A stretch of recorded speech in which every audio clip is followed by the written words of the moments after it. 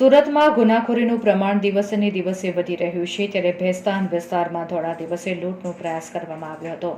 બપોરના સમયે આવેલા 3 ઇસમોએ લૂંટનો પ્રયાસ કર્યો હતો, જેથી દુકાનમાંથી પ્રતિકાર કરનારા 2 વ્યક્તિના તીક્ષ્ણ હથિયારથી ગળા કાપીને 3 પૈકી 2 આરોપી નાસી જવામાં સફળ રહ્યા હતા, જ્યારે એક શંકાસ્પદની પોલીસે અટકાયત કરી છે. ભેસ્તાન વિસ્તારમાં આવેલા 4 રસ્તા પર આવેલી શાંતિનાથ જ્વેલર્સની દુકાનમાં લૂંટનો પ્રયાસ થયો હતો. બપોરના 2 થી 2:30 વાગ્યાની આસપાસ 3 લૂંટારો તીક્ષ્ણ હથિયારો સાથે ઘૂસી આવ્યા હતા, જેમણે લૂંટનો પ્રયાસ કર્યો હતો, જેથી દુકાનમાં રહેલા એક આધેડ વયના વ્યક્તિ અને કારીગર દ્વારા પ્રતિકાર કરવામાં આવ્યો હતો.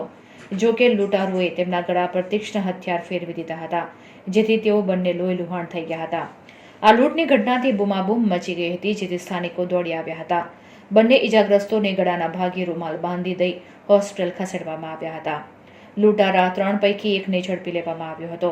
બાદમાં દોડી આવેલી પોલીસના હવાલે શંકાસ્પદ લૂંટારોને સોંપી દેવામાં આવ્યો હતો.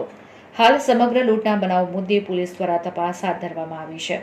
પકડાયેલા શંકાસ્પદ આરોપીની હાલ પૂછપરછ કરવામાં આવી રહી છે. રિપોર્ટર સુનિલ ગાંજાવાલા, સુરત.